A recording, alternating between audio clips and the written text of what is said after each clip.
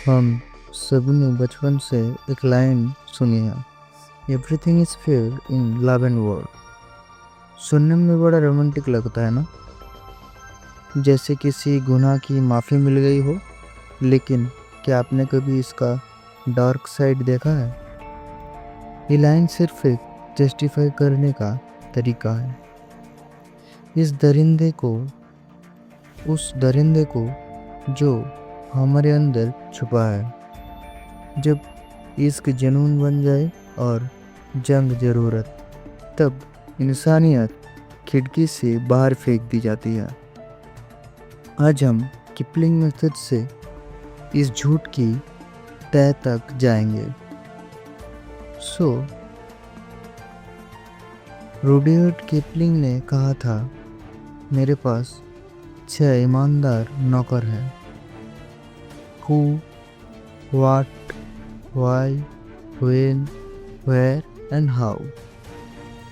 इन्हीं से पूछते हैं, वेयर में प्यार क्या है? जब मासूम मरते हैं, ये लाभ में प्यार क्या है? जब आप किसी का भरोसा तोड़ते हैं, तब क्या होगा? हिस्ट्री उठाकर देखिए, वार में फेयर नाम पर जेनोसाइड हुए और लव नाम पे ऑब्सेशन हुआ और ब्रूटलिटी।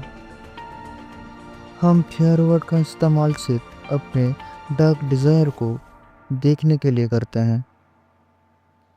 मैंने इस पर बहुत रिसर्च की है, पुराने किताब भी छानबीन किए हैं, मैकियावेली से लेकर सुनतज तक पढ़ ली है। सबने कहा, जीतने के लिए कुछ भी करो, पर किसी ने यह नहीं बताया कि जीतने के बाद जो हॉलो फीलिंग मिलता है उसका क्या।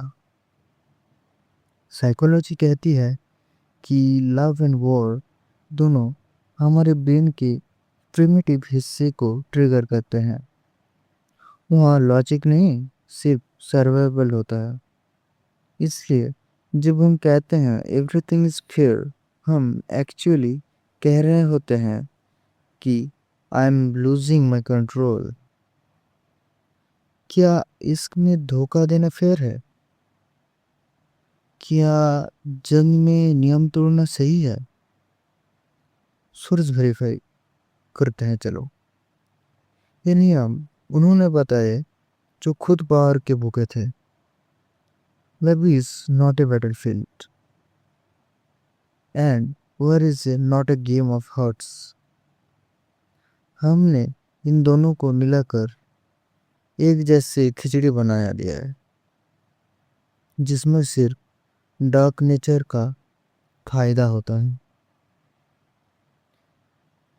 At the end it's about manipulation. Love के नाम पर गैसलाइटिंग और वार के नाम पर प्रोपेगेंडा। दोनों का सोर्स एक ही है, वो है ईगो।